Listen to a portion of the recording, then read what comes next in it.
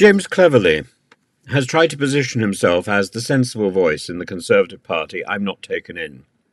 It's a bit like the friend who insists on booking the restaurant for a night out and then chooses a place that serves Mars bars brownies or deep-fried Mars bars.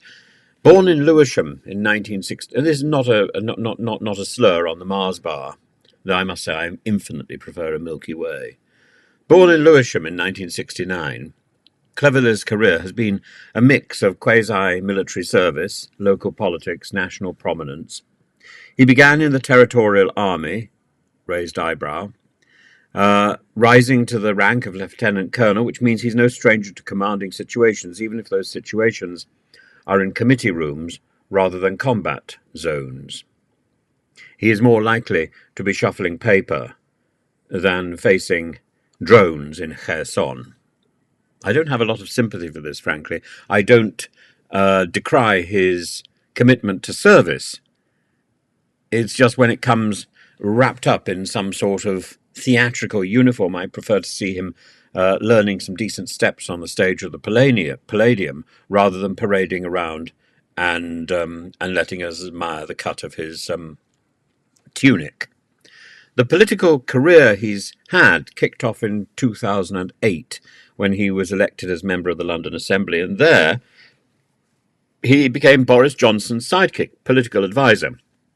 Because who better to advise you on politics than a man whose surname is literally Cleverly? And he cleverly climbed the ranks. He was an out-and-out ranker, becoming MP for Braintree in 2015 and then securing roles like chairman of the Conservative Party when he barely knew at that point what the Conservative Party was, I presume. Minister of State for the Middle East and North Africa. I remember when he was a boy. I remember him at school. I remember teaching some of his classmates. It's quite extraordinary. It's worth noting that managing Middle Eastern politics might have been like child's play compared to handling Boris Johnson's party conferences or cleaning Boris Johnson's stained sofa. But when it comes to Cleverly, I'm not taken in by the funny beard. I mean, it seems like something that you whip out for Monty Python. Now, speaking of Boris, Cleverly recently compared Boris to Oliver Cromwell, warts and all, during a talk, which feels a bit like comparing a used car salesman to an overzealous parking attendant. Both are trying to ruin the day, just with slightly different uniforms. We're back to the uniform image. Boris's COVID restrictions, according to Cleverly, were akin to Cromwell's puritanical bans, famously cancelling Christmas. And Boris cancelled Christmas, Cromwell cancelled Christmas. This makes one wonder, was it the COVID restrictions or the rumours of Boris's sofa-staining activities that were truly puritanical? After all, when Cleverly talks about a fecal overload during his term, one hopes he's just metaphorically referring to government policy and not to the ex-Prime Minister's seating arrangements batshit crazy.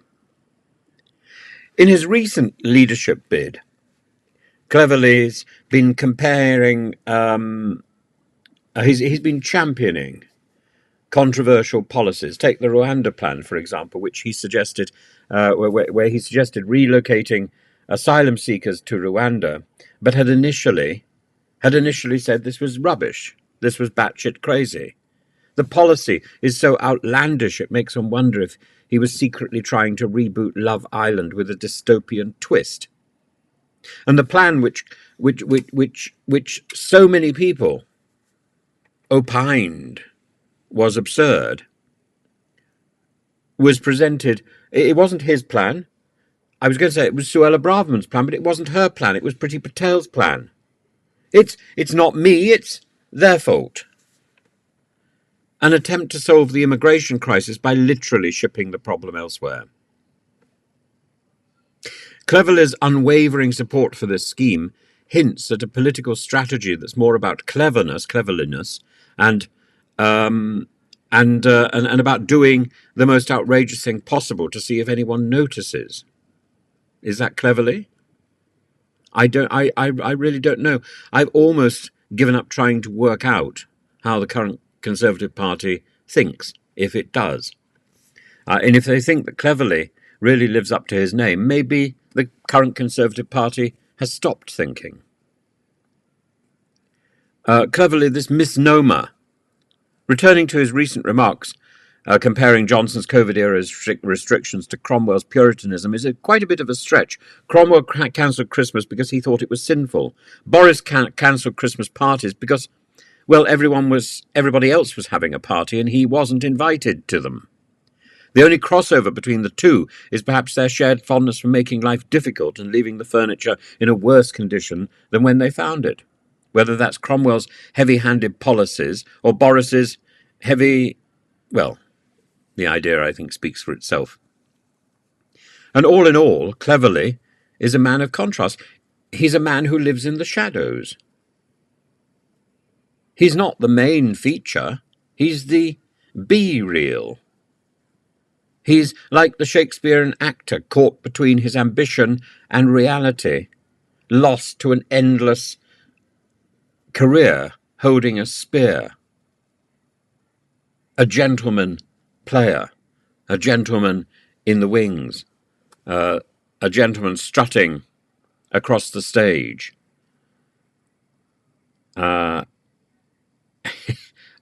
shadow of himself, trying to be the voice of reason in a party that increasingly resembles a soap opera, or actually increasingly resembles a bar of soap.